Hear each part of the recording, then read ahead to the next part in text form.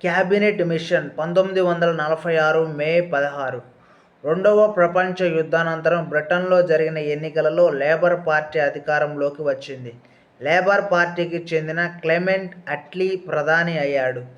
1946 మార్చిలో బ్రిటిష్ పార్లమెంట్లో ప్రకటన చేస్తూ భారతదేశ సమస్యకు పరిష్కారం చూపటం కోసం 3 సభ్యులతో కూడిన కమిటీ భారత్ను సందర్శించనుందని ప్రకటించారు. ఫెథిక్ లారెన్స్ నేతృత్వంలో సర్ స్టాఫర్డ్ క్రిప్స్, ఏవి అలెగ్జాండర్లతో కూడిన క్యాబినెట్ మిషన్ భారత్ను సందర్శించింది. ముఖ్య ప్రతిపాదనలు: భారతీయులు తమను తాము పాలించడం కోసం అవసరమైన రాజ్యాంగాన్ని రూపొందించుటకు భారతీయులచే ఒక రాజ్యాంగ పరిషత్ ఏర్పాటు. బ్రిటిష్ పాలిత ప్రాంతాల్లో రాష్ట్ర శాసనసభలచే రాజ్యాంగ పరిషత్ సభ్యులు ఎన్నుకోబడతారు. స్వదేశీ సంస్థానాలు రాజ్యాంగ పరిషత్తుకు తమ ప్రతినిధులను పంపుకునే అవకాశం కల్పించబడింది. ప్రతి 10 లక్షల జనాభాకు ఒక సభ్యుడు ప్రాతినిధ్యం వహించాలి. అధికార మార్పిడి జరిగే వరకు దేశంలోని అన్ని వర్గాలకు ప్రాతినిధ్యం కల్పించబడే ఒక తాత్కాలిక ప్రభుత్వాన్ని ఏర్పాటు చేయాలి. ఈ మిషన్ పాకిస్తాన్ ఏర్పాటుకు తిరస్కరించినది.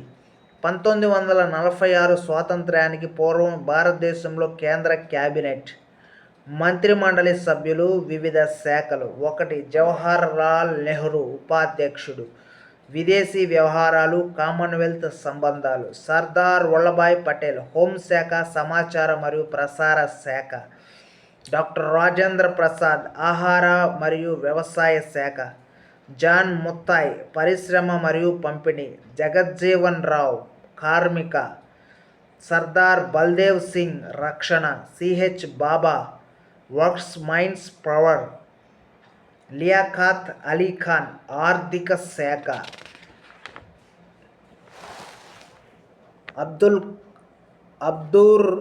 Abdur Rab Nishtar posts and air. Asaf Ali railway and రవాణా. సి గోపాలాచారి విద్య and arts. IL Chundrigar commerce. Ghazanfar Ali Khan వైద్య ఆరోగ్య శాఖ. జోగిందర్నాథ్ మండల్ న్యాయశాఖ. 6వ దశ వరకు న్యాయశాఖ జోగిందర్నాథ్ సింగ్ మండల్ న్యాయశాఖ. ఇంతవరకు తెలియజేసిన సమాచారమునకై పూర్ణ కృతజ్ఞతలు.